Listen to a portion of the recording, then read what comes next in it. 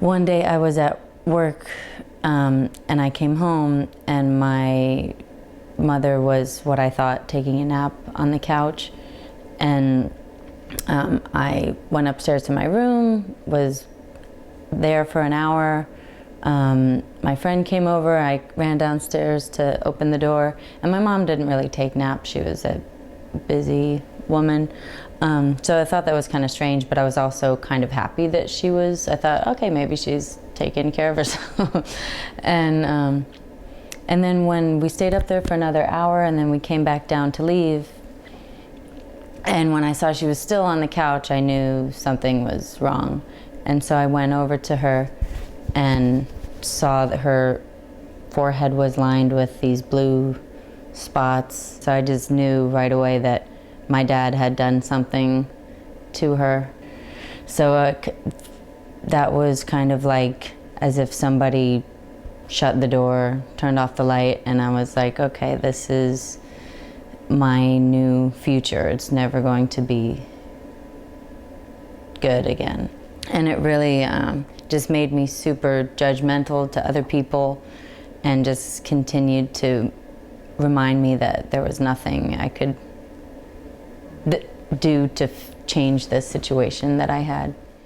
Last year I took this 3-day weekend workshop, and I had no idea what it would be for. I just went to my friend's graduation for it, and everyone was saying all these breakthroughs they were having afterwards, and so I thought, okay, I don't know what this is, but that sounds great, and maybe I'll find a new career path through it or something.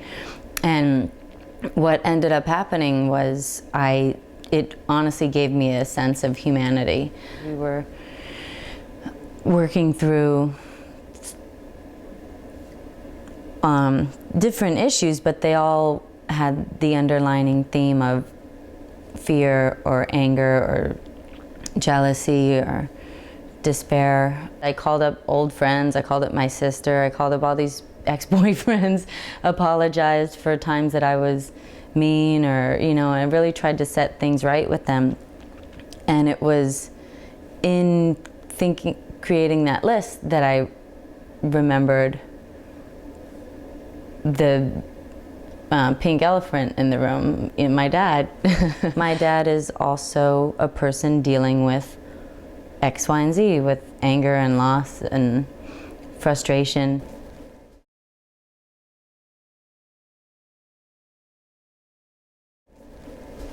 I was really scared, and there was a picture of him, his inmate picture posted on the window, the door of his room, and it looked similar to kind of what I thought he would look like, similar to how I remembered him. And so, I was kind of even more scared because it was like, okay, this is real. But then when I walked into the room, I realized that that was a very old picture, because he was a skeleton, resembled a skeleton. He looked like he was 103 years old. Like nothing like a person you see walking around, certainly nothing like the picture on the wall. And and then he had a breathing tube in, and yeah, his tiny arm is handcuffed to the hospital bed. I only had 10 minutes with him, and I just told him over and over how much I loved him and how much I forgave him and how much that I've always looked up to him and that he's always been my hero.